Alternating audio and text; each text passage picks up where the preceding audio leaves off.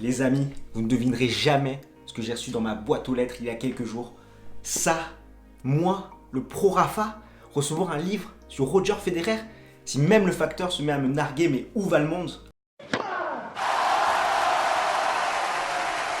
Comme tu l'auras compris, aujourd'hui nous allons te proposer une revue littéraire du livre Roger Forever.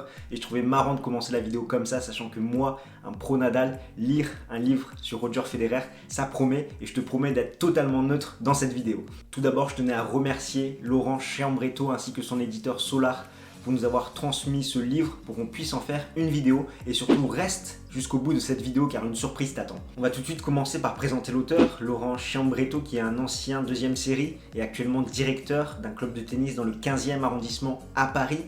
Il a toujours été en admiration devant Roger Federer depuis le début des années 2000, mais le vrai déclic qui a fait passer un petit peu cette admiration du côté fan avec la dimension émotionnelle vraiment qu'on peut ressentir en étant fan d'un joueur, c'est la finale de l'Open d'Australie 2017 et du coup il a tellement vibré devant ce moment qu'il a voulu le retranscrire pour le faire partager avec d'autres passionnés de tennis. Laurent Chiambretto n'en est pas à son coup d'essai, sachant qu'il a déjà écrit 2 livres, le top 5 du tennis avec des anecdotes et des statistiques bien évidemment sur le tennis, et le dico bien frappé du tennis, là plutôt un dictionnaire absurde toujours concernant ce formidable sport qu'est le tennis. Concernant l'éditeur Solar, il s'agit du plus grand éditeur de livres de sport avec notamment un livre sur Mbappé. Enfin un petit mot sur la couverture de cet ouvrage qui a été réalisé par Greg, celui qui a fait notamment le calendrier du Paris Saint-Germain ainsi que le 11 de légende où on voit le champion, l'idole en grand qui est Roger Federer, et devant tout petit on voit le fan passionné en admiration devant son idole.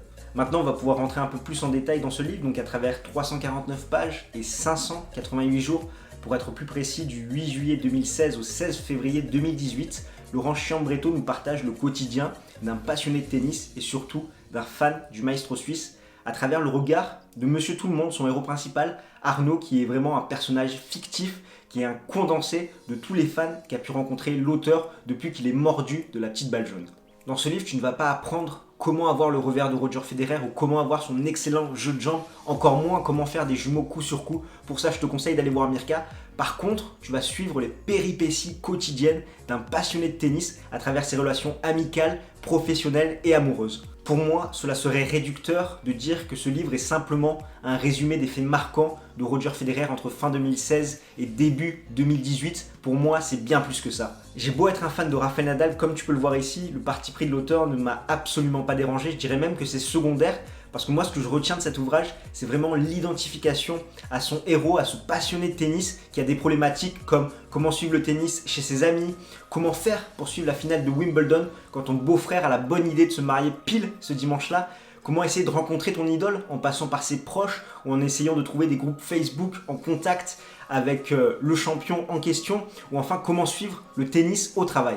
Et ce qui est bien, c'est que cet ouvrage est très complet pour répondre à l'ensemble de ces questions. Il retrace tous les plus grands succès du Suisse sans omettre les problématiques que peut rencontrer Monsieur Tout-le-Monde, un passionné de tennis dans la vie quotidienne pour suivre son sport favori. Tu trouveras une dose d'humour qui m'a fait sourire plus d'une fois. Je pense notamment à la comparaison entre le fait que Andy Murray était devenu numéro 1 mondial à la fin de l'année 2016 et que c'était un petit peu comme si François Bayrou devenait président, ou encore le fait de se faire passer pour un journaliste de l'équipe pour obtenir les coordonnées de Paganini.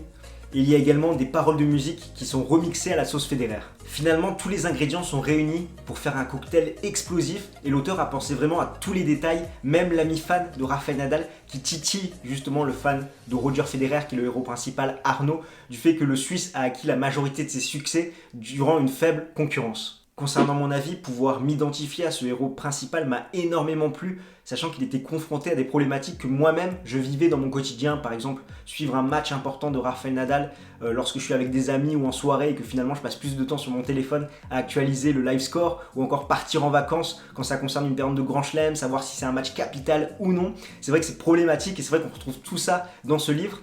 Et au final, c'est très frais et très innovant de mettre au cœur de son œuvre un champion certes, mais également et surtout un fan.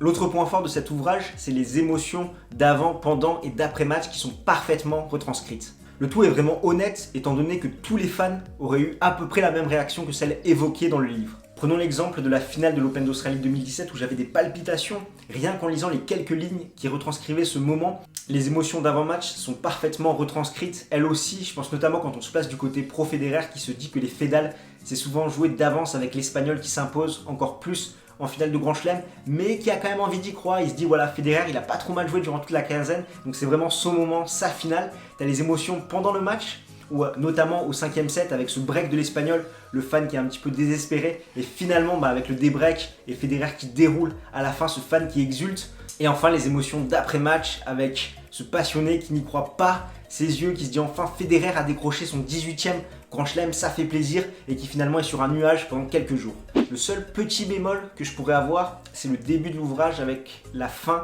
de l'année 2016 que j'ai trouvé un petit peu trop longue. Et finalement, si c'était un message pour montrer que l'attente de voir rejouer Federer sur un court de tennis était trop longue, qui sait? Le livre se lit très rapidement, étant donné qu'il m'a fallu 4 heures étalées sur 5 jours pour le terminer. Autant te dire que cela va aussi vite que le service de Karlovic. Roger Forever est vendu au prix de 17,90 € et tu pourras trouver ce livre dans toutes les librairies, mais également la Fnac ou sur Amazon. Pour moi, ce livre, c'est vraiment une très belle découverte, et même si je suis pro Nadal, je pense que tous les passionnés de tennis pourront y trouver leur compte. Les fans de Roger Federer vont se faire un malin plaisir à revivre les succès récents du Suisse. Et pour les autres, que ce soit des fans de Nadal, Djokovic, Gasquet, Istomin, Delbonis, finalement ils vont pouvoir également se faire plaisir en suivant le quotidien d'un mordu de la petite balle jaune comme eux. C'est pourquoi, grâce aux éditions Solar et à l'auteur Laurent Chiambretto, nous t'offrons la possibilité de gagner un ouvrage Roger Forever. Pour ce faire, rien de plus simple, il suffit de t'abonner à notre chaîne YouTube Games & Talk et de laisser un commentaire sous cette vidéo. Bien sûr, si tu veux optimiser et maximiser tes chances, suis-nous sur nos réseaux sociaux, sachant que nous allons lancer également le concours sur Twitter, Instagram et Facebook. Pour participer à ce jeu concours, tu as jusqu'au dimanche 26 mai minuit, et ensuite on fera le tirage au sort lors du début de Roland Garros le lundi 27. Voilà ce qu'on pouvait dire pour cette revue littéraire. Encore une fois, merci à Laurent Chiambretto et aux éditions Solar de nous avoir envoyé ce livre pour qu'on ait pu réaliser cette vidéo. N'hésite pas à lâcher un petit pouce bleu si tu as aimé cette chronique et si tu as envie qu'il y ait de plus en plus de revues littéraires consacrées au tennis sur notre chaîne. Tu sais ce qu'il te reste à faire si tu veux gagner cet ouvrage, donc je compte sur toi. Moi, je te dis à la prochaine. Ciao, ciao tout le monde!